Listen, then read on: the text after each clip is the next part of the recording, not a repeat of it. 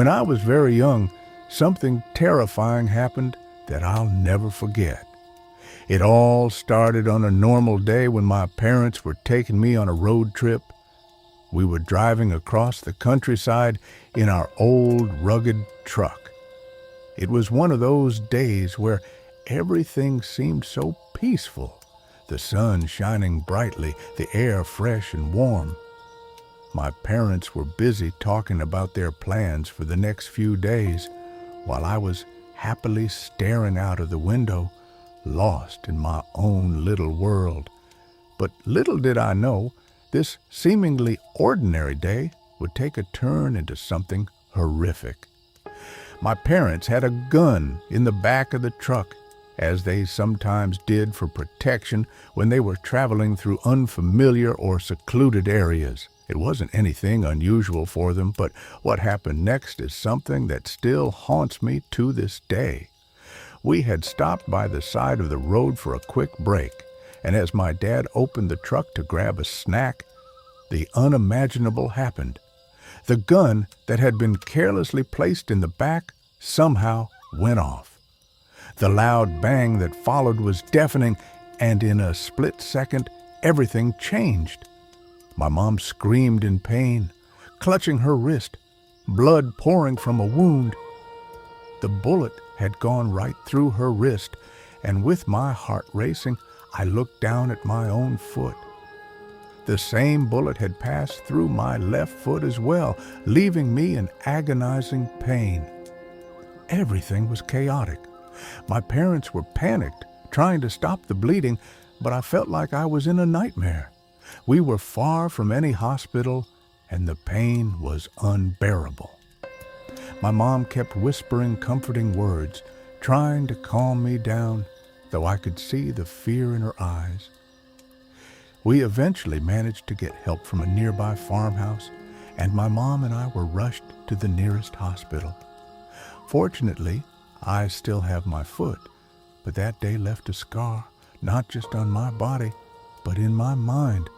It would be years before I could think about it without feeling that same dread. Fast forward 34 years to March of 2018.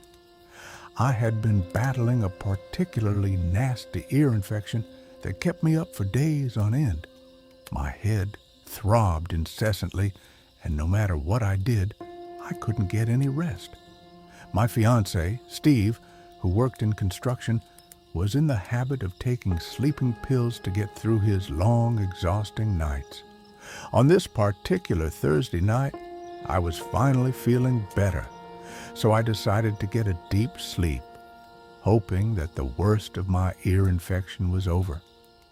The night seemed calm enough as we settled into bed.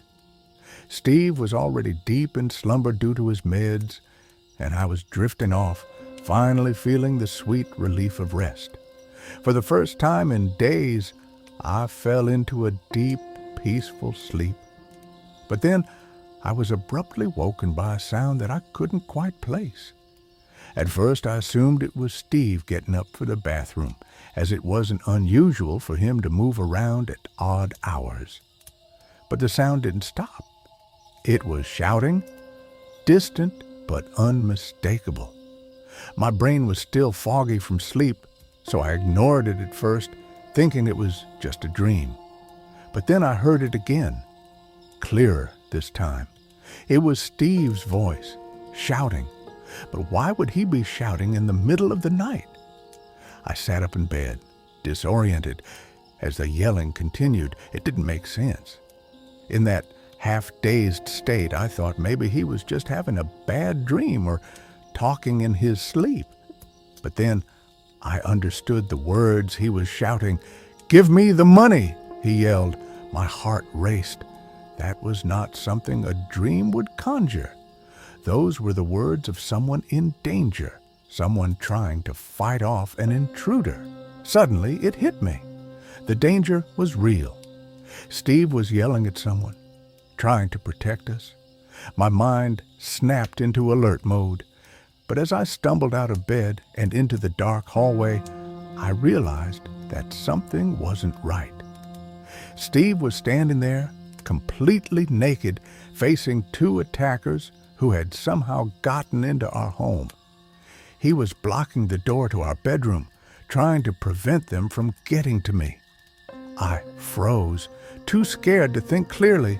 The next few seconds felt like they stretched on forever. I heard the unmistakable sound of the door being slammed repeatedly, followed by the chaotic noise of someone struggling against the attackers.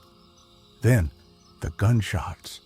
The harsh crack of gunfire echoed through the house, and my blood ran cold. Bullets were flying. I could hear the ricochet of metal and the thud of something heavy hitting the wall. It was pure panic.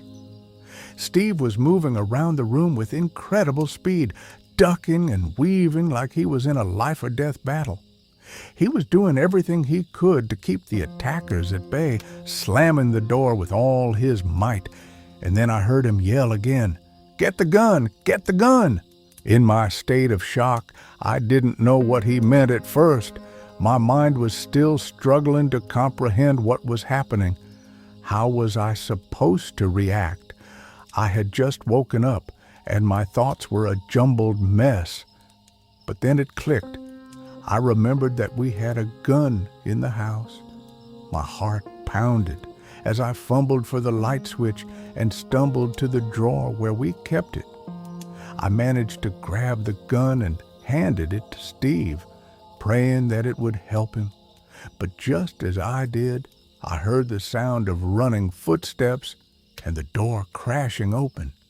The intruders had somehow managed to break in through the back door, and they were on their way out. The chaos, the shouting, and the violence had been too much for them to handle, and they had fled. Later, we learned that our not-so-smart roommate had forgotten to lock the back door. That one simple mistake had nearly cost us everything. I was shaking, my body trembling from the adrenaline and fear, but Steve was hurt. He had been grazed by 2 of the 6 bullets that had been shot at us. Thankfully, none of the shots had hit anything vital, but it still left him wounded. For the next month, I took care of Steve, helping him heal as best as I could. I kept him in bed, changing bandages, and giving him the medicine he needed to recover. It was an exhausting month, but I was just grateful he was alive. In the aftermath of the break-in, we got a dog for extra protection, and we installed a state-of-the-art home security system. We couldn't afford to take any chances again, but even with all the security measures in place, I still couldn't shake the fear. At night, I would sometimes place a chair under the doorknob just to give myself a small sense of security. It wasn't much, but it was enough to make me feel like I was doing something.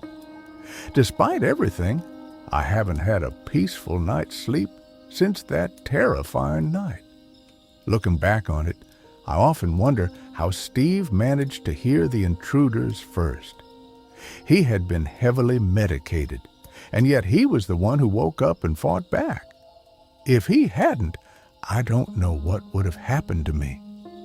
I shudder to think of what those armed robbers might have done if Steve hadn't been there to protect me.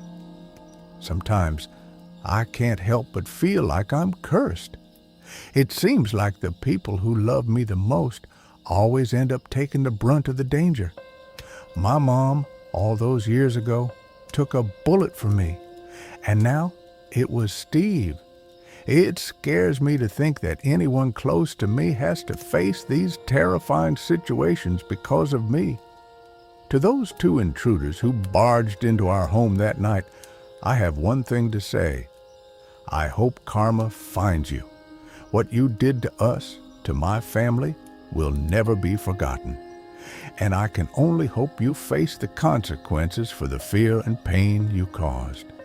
But in the end, I'm just grateful that Steve and I made it through that night. We survived, and we're stronger for it. Still, sometimes I wonder if that feeling of safety I once had will ever return. I guess only time will tell.